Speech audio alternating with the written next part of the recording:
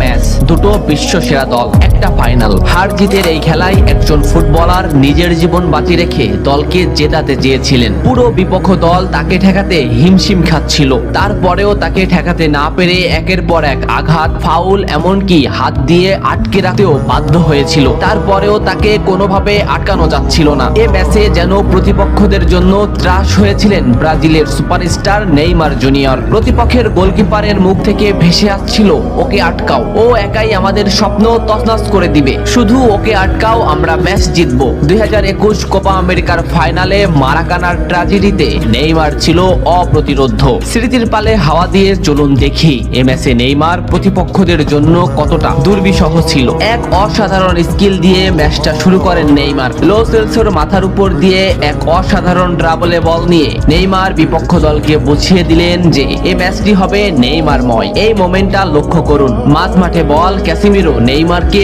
বল দিল। এই মোমেন্টে পিছন থেকে দি বল, সামনে থেকে আর্জেন্টিনার আরেকটি খেলোয়াড় সরাসরি নেইমারের পায়ে ট্যাকেল করলো। এভাবেই চলতে থাকে ম্যাচ। ম্যাচের 12 মিনিটে নেইমারের উপর যে আক্রমণ চলছে তার কিছুটা প্রমাণ মেলে। প্রতিপক্ষের খেলোয়াড়রা নেইমারের ব্যান্ডটি ছিঁড়ে ফেলে, নেইমার সেটা রেফারিকে দেখায়। ম্যাচের 15 মিনিটে আবারও নেইমার বল নিয়ে সামনে আগাচ্ছে, কিন্তু আর্জেন্টিনার একটি খেলোয়াড় তাকে সরাসরি পায়ে ট্যাকেল করে, মাটিতে গড়িয়ে পড়েন তিনি। এত কিছু করেও নেইমারকে তারা আটকাতে পারছিল না। ম্যাচের এই মোমেন্টটা লক্ষ্য করুন, লেফট সাইড থেকে বল টেনে নিচ্ছে নেইমার। এই মোমেন্টে নেইমারকে ঘিরে আসছে প্রতিপক্ষের 4টি খেলোয়াড়। 2টি খেলোয়াড় সরাসরি নেইমারকে পায়ে ট্যাকেল দিলেন, মাটিতে পড়ে গেল নেইমার, কিন্তু নেইমার ঠিকই পাকুয়ে তাকে বল দিয়ে দিলেন। ডি বক্সের সামনে নেইমারের পায়ে বল, বলে না হিট করে সরাসরি নেইমারের পায়ে হিট করে ডিপল নেইমারকে ফেলে দিল। ডিপলকে এক সাংবাদিক প্রশ্ন করেছিল, কোন ফুটবলারকে আটকাতে তোমার সবথেকে বেশি কষ্ট হয়েছে? ডিপল নিঃশ্বাস নেওয়ার আগেই বললেন নেইমার। কোপা আমেরিকার ফাইনালে নেইমার ছিল